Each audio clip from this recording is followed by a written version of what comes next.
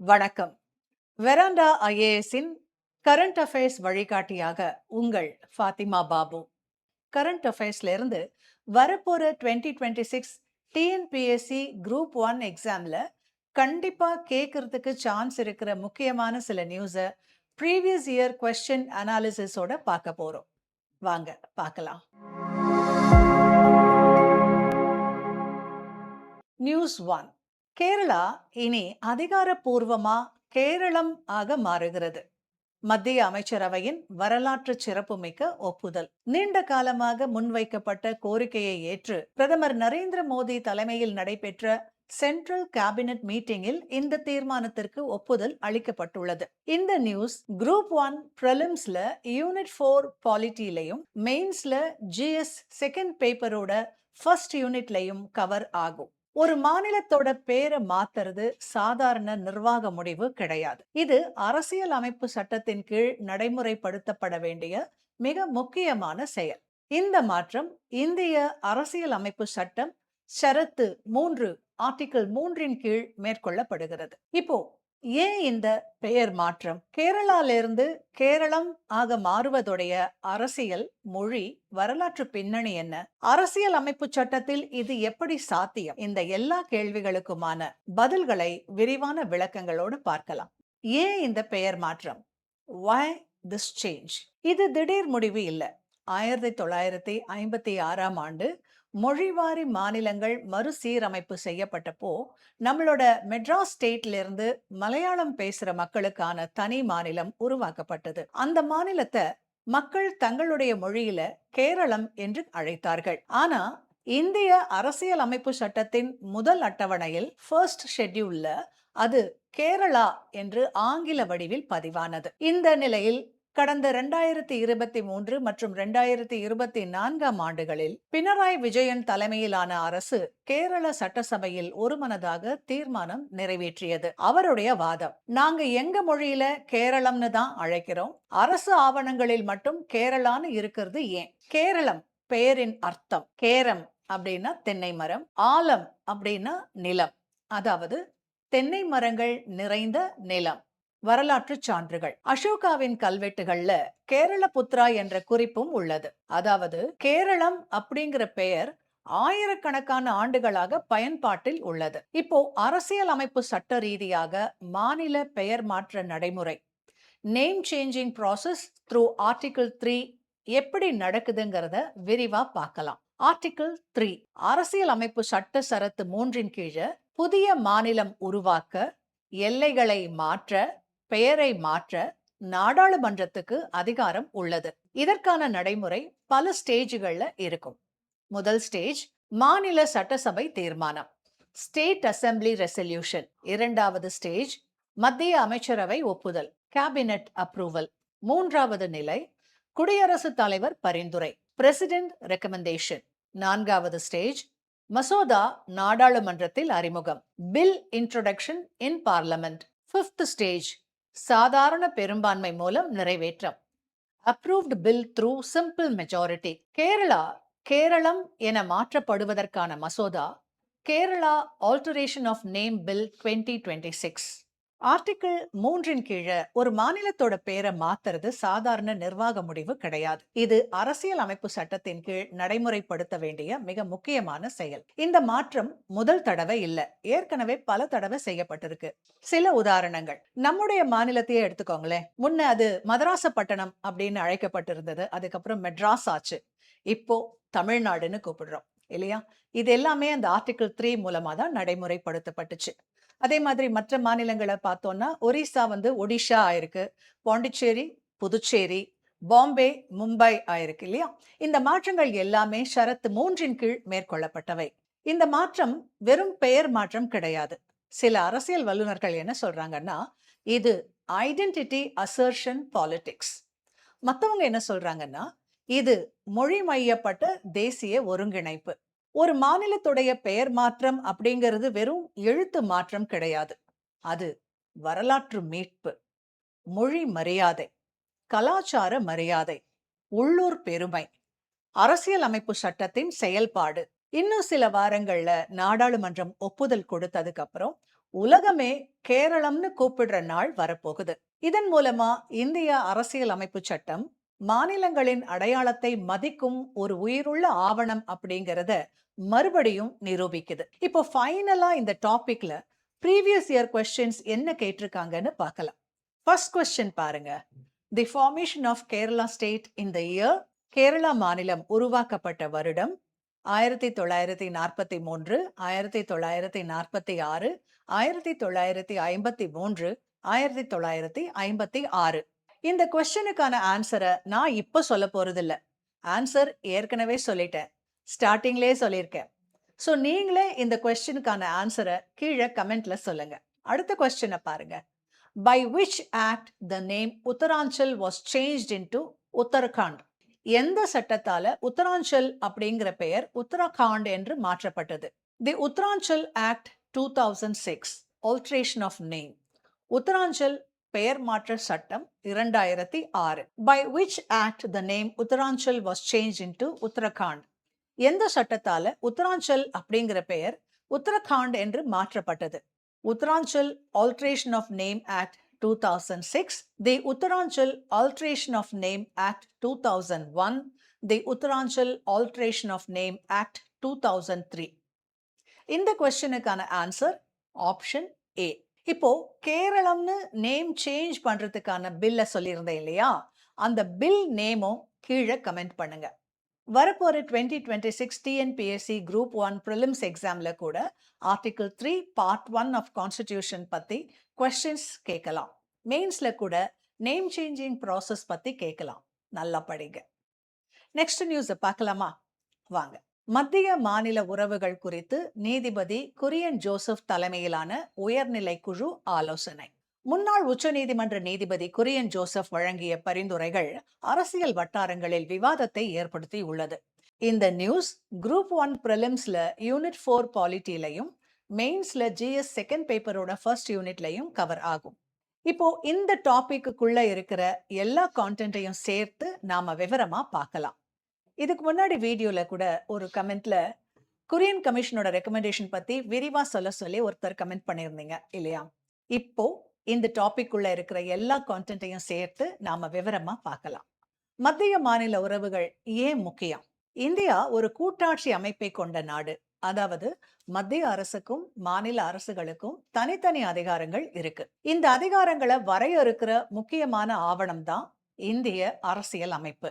அதுல குறிப்பா distribution of power ரிலேட்டடா மத்திய பட்டியல் யூனியன் லிஸ்ட், மாநில பட்டியல் ஸ்டேட் லிஸ்ட், பொது பட்டியல் கன்கரண்ட் லிஸ்ட், இத பத்தி எல்லாம் ஒரு வீடியோல டீடைலா பார்த்திருக்கோம். அந்த வீடியோ இதுவரைக்கும் பார்க்காதவங்க கண்டிப்பா போய் பார்த்துடுங்க. இப்போ ஃபெடரலிசம் ரிலேட்டடா முக்கியமான வேறு சில ஆர்டிகிள்ஸ் பத்தி பார்க்கலாம். ஆர்டிகிள் 246 மத்திய மற்றும் மாநிலங்களின் சட்டம் இயற்றும் அதிகாரங்களை வரையறுக்கிறது. ஆர்டிகிள் 256 மத்திய அரசு மாநிலங்களுக்கு உத்தரவு வழங்கும் அதிகாரம். ஆர்டிகிள் 356 மாநிலத்தில் அரசியல் நிலைமை பாதிக்கப்பட்டால் பிரசிடென்ட் ரூல் அமல்படுத்தும் அதிகாரம். ஆர்டிகிள் 131 மத்திய மாநில தகராறுகள் நேரடியாக உச்ச நீதிமன்றத்தில் விசாரணைக்கு வரும். தற்போதைய நிலையில இந்தியாவின் சில மாநிலங்கள் என்ன சொல்லுதுன்னா, மத்திய அரசு அதிகாரத்தை அதிகமா பயன்படுத்துது, மாநிலங்களுடைய சுயாட்சி பாதிக்கப்படுது, ஆளுநர் பதவி அரசியல் கருவியாக மாறியுள்ளது. இந்த நிலையில மத்திய மாநில உறவுகளை மறுபரிசீலனை செய்ய வேண்டும் என்ற கோரிக்கை எழுந்துள்ளது. இப்போ இந்த பிரச்சனையெல்லாம் எப்படி சால்வ் பண்ணலாம், அது தொடர்பான குரியன் ஜோசப் கமிட்டி பரிந்துரைகள் பத்தி விரிவா பார்க்கலாம். முன்னாள் உச்ச நீதிமன்ற நீதிபதி குரியன் ஜோசப் அவர்கள் கூறின முக்கியமான கருத்துகள்: அரசியல் அமைப்பு சட்டத்தின் மேன்மை, ஸ்பிரிட் ஆஃப் கான்ஸ்டிடியூஷன், கூட்டாட்சி சமநிலை, பேலன்ஸ் ஆஃப் பவர், மாநில சுயாட்சி, ஸ்டேட் அட்டானமி, இந்த பரிந்துரைகளை மையமாக கொண்டவை. ஆர்டிகிள் 356 பயன்பாட்டை கடுமையாக கட்டுப்படுத்த வேண்டும். ஆர்டிகிள் 356 பிரசிடென்ட் ரூல் அமல்படுத்தும் அதிகாரம். இதை அரசியல் கருவியாக பயன்படுத்தக்கூடாது. மிகவும் அவசரமான சூழ்நிலைகளில் மட்டுமே பயன்படுத்த வேண்டும். வரலாற்று பின்னணி: ஏற்கனவே 1994 வழங்கப்பட்ட SR Bommai versus union of India கேஸோடைய தீர்ப்புல ஆர்டிகிள் 356 நீதிமன்ற பரிசீலனைக்கு உட்பட்டது. மாநில அரசு பெரும்பான்மையை இழந்ததா என்பதை சட்டமன்றத்திலேயே நிரூபிக்க வேண்டும். ஆளுநர் பதவி அரசியல் சார்பற்றதாக இருக்க வேண்டும். ஆர்டிகிள் 155 ஆளுநரை நியமிப்பது குடியரசுத் தலைவர், மத்திய அரசு ஆலோசனையுடன். ஆர்டிகிள் 163 ஆளுநர் அமைச்சரவை ஆலோசனையுடன் செயல்பட வேண்டும். குரியன் ஜோசப் உடைய கருத்து: ஆளுநர் அரசியல் சார்பற்ற நபராக இருக்க வேண்டும். மாநில அரசுடன் மோதல் உருவாக கூடாது.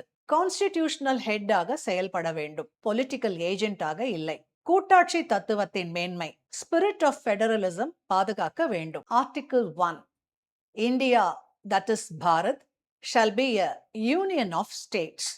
இதன் பொருள் இந்தியா கூட்டாட்சி அமைப்புடைய நாடு. பரிந்துரை: மத்திய அரசு மாநிலங்களை சபார்டினேட் யூனிட்ஸாக பார்க்கக்கூடாது. ஈக்குவல் பார்ட்னர்ஸ் இன் கவர்னன்ஸ் என பார்க்க வேண்டும். கோஆபரேட்டிவ் ஃபெடரலிசம் வலுப்படுத்த வேண்டும். நிதி சமநிலை, ஃபிஸ்கல் ஃபெடரலிசம். ஜிஎஸ்டி வருவாய் பகிர்வு குறித்து மாநிலங்கள் கவலை தெரிவித்துள்ளன. நிதி ஒதுக்கீடு சமமாக இருக்க வேண்டும். Article 280 finance commission.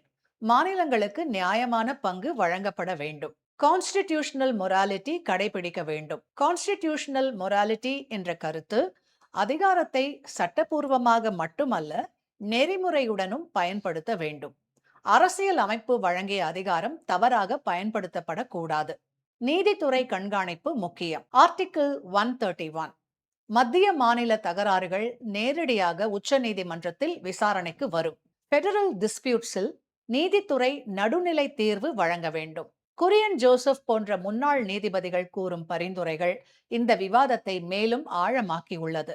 மத்திய மாநில உறவுகள் என்பது ஒரு அரசியல் விவாதம் மட்டுமல்ல, இது ஜனநாயகத்தின் அடிப்படை, கூட்டாட்சி அமைப்பின் இதயம், மாநில சுயாட்சியின் அடையாளம், மாநில உரிமைகளின் பாதுகாப்பு. அடுத்த நாட்களில் இந்த விவகாரம் எந்த திசையில் நகர்கிறது என்பது நம்ம குரூப் 1க்கான முக்கியமான கான்டென்ட்டா பார்க்கப்படுது. ஆல்ரெடி நம்ம லாஸ்ட் வீடியோல பார்த்த centre state relationship committees and recommendations தொடர்பா ப்ரிலிம்ஸ் அண்ட் மெயின்ஸ்ல நிறைய ப்ரீவியஸ் இயர் கொஸ்டின்ஸ் கேட்டிருக்காங்கன்னு பார்த்தோம். ஸோ அந்த டாபிக்கை எல்லாம் நல்லா ரிவைஸ் பண்ணிக்கோங்க. இந்த தடவை ப்ரிலிம்ஸ் அண்ட் மெயின்ஸ் டைரக்டா குரியன் ஜோசப் கமிட்டி ரெக்கமெண்டேஷன்ஸ்ல இருந்தும் அல்லது cooperative federalism, competitive federalism, constitutional morality, governor's role in federalism, president's rule, fiscal federalism, இந்த மாதிரி டாபிக்ஸும் வரலாம். 2026 டிஎன்பிஎஸ்சி குரூப் 1 மெயின்ஸ்ல கேட்கறதுக்கு வாய்ப்புள்ள கொஸ்டின். இந்திய கூட்டாட்சி அமைப்பில மத்திய மாநில உறவுகளை வலுப்படுத்துறதுக்கு குரியன் ஜோசப் பரிந்துரைகளுடைய அவசியத்தை விமர்சன ரீதியாக பகுப்பாய்வு செய்யுங்கள். ஸோ இதுவரைக்கும் குரியன் கமிட்டி ரெக்கமெண்டேஷன்ஸை விரிவா பார்த்தோம். நம்ம வீடியோட கமெண்ட்ல குரியன் கமிட்டியோட ரெக்கமெண்டேஷன்ஸ் பத்தி விரிவா சொல்லுங்க அப்படிங்கிற ஒரு கமெண்ட்டை பார்த்துட்டு இவ்வளோ டீட்டெயில்ஸா இந்த வீடியோவை நம்ம ப்ரெசென்ட் பண்ணியிருக்கோம்.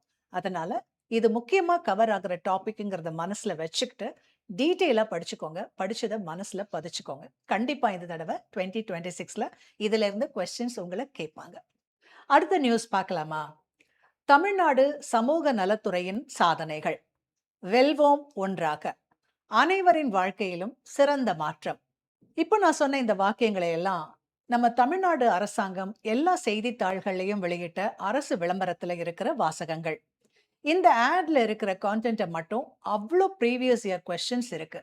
வாங்க டீட்டெயிலா பார்க்கலாம். தமிழ்நாடு அரசு பல மக்கள் நலத்திட்டங்களை கொண்டு வந்து செயல்படுத்திக்கிட்டு வருது.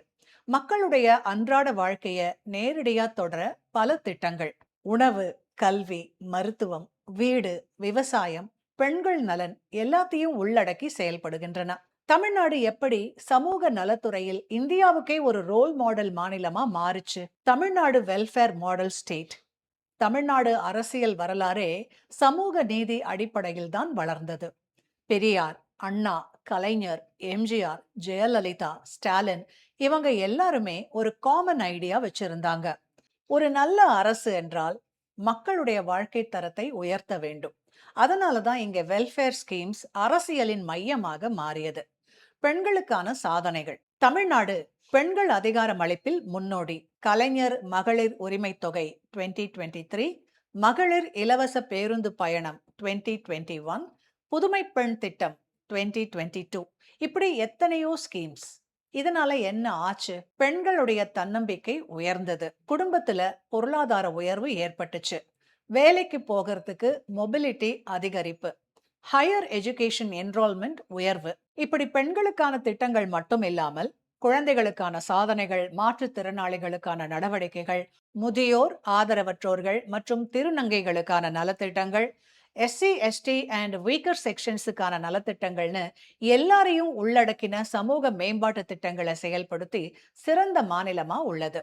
Why Tamil Nadu is called a role model? Social justice politics, high human development index, women workforce participation, strong public distribution system, welfare and growth model balance.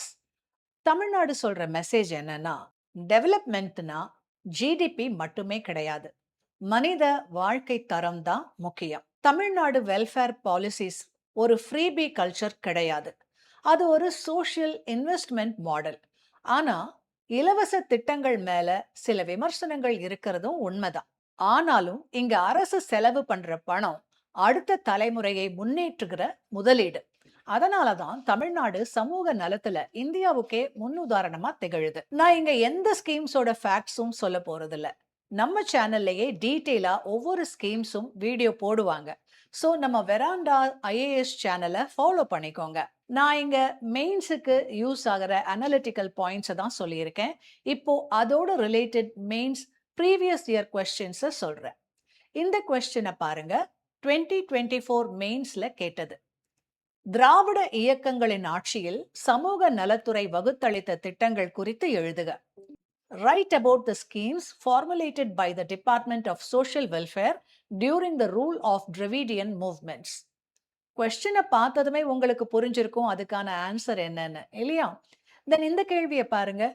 தற்போதைய சூழல்ல தமிழகத்தின் குறிப்பிடத்தக்க சமூக நலத்திட்டங்களை எடுத்து காட்டுக. Highlight the notable social welfare schemes of Tamil Nadu in present day context. முதல் கொஸ்டின்ல இதுவரைக்கும் இருந்த டிஎம்கே அண்ட் ஏடிஎம்கே கவர்மெண்ட்ஸோட ஸ்கீம்ஸ், ரெண்டாவது கொஸ்டின்ல ரீசன்ட் கரண்ட் அஃபேர்ஸ் ஸ்கீம்ஸை அனலிட்டிக்கலா கொடுக்கணும். அவ்வளவுதான். ஸோ இந்த வீடியோ பார்த்ததுல உங்களுக்கு ஒன்று புரிஞ்சிருக்கும். தமிழ்நாடு அரசு கொடுக்கிற விளம்பரங்களை கவனமா படிங்க. அதுல கொடுத்திருக்கிற ஸ்கீம்ஸ்ல இருந்து கூட உங்களுக்கு கொஸ்டின்ஸ் வரக்கூடும். ப்ரீவியஸ் இயர்ஸ்லயும் வந்திருக்கு அப்படிங்கிறத நம்ம டீட்டெயிலா பார்த்தோம்.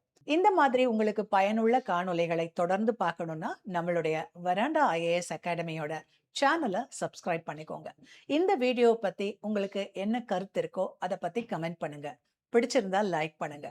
மறுபடியும் அடுத்த வீடியோல உங்களை சந்திக்கும் வரை உங்களிடமிருந்து விடைபெறுவது உங்கள் ஃபாத்திமா பாபு. நன்றி, வணக்கம். Veranda IAS, where your dream becomes reality.